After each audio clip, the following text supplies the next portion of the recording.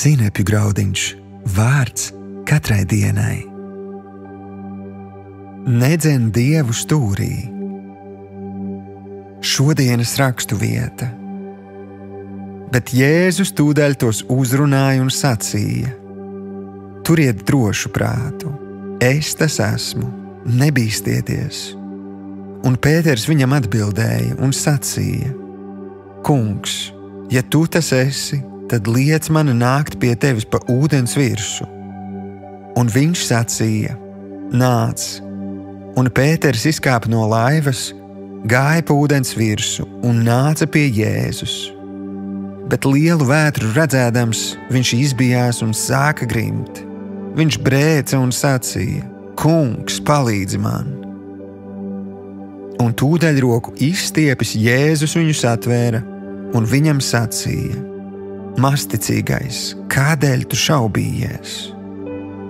Mateja evaņģēlijs 14. nodaļa, 27. līdz 31. pants. Šodienas pārdomas. Kādu vakaru Jēzus mācekļiem lika pārcelties ar laivu uz otru krastu. Jūra tajā naktī bija nemierīga un brauciens ilga. Kad agrā rītā Jēzus pa ūdens virsu tuvojās laivai, mācekļi viņu ieraugot ļoti izbijās, bet Jēzus viņus mierināja. Tad sekoja slavenais notikums ar Pētera iešanu pa ūdens virsu, kas faktiski izgāzās. Šodien gribu vērst tavu uzmanību uz Pētera lūgumu. Pēters bija iedvesmots, kad ieraudzīja Jēzu staigājam pa ūdens virsu, un viņš gribēja darīt to pašu. Kaut arī viņa vēlmē nav nekā nepareiza, lūgums, ko viņš izteica Jēzum, bija nepareizs. Pēters nejautāja tam kungam, vai tā ir Dieva griba, ka viņš staigātu pa ūdens virsu. Pēters arī neprasīja, vai viņa ticība ir gatava šādam solim. Tā vietā viņš teica: Kungs, ja tu tas esi, tad liec man nākt pie tevis pa ūdens virsu.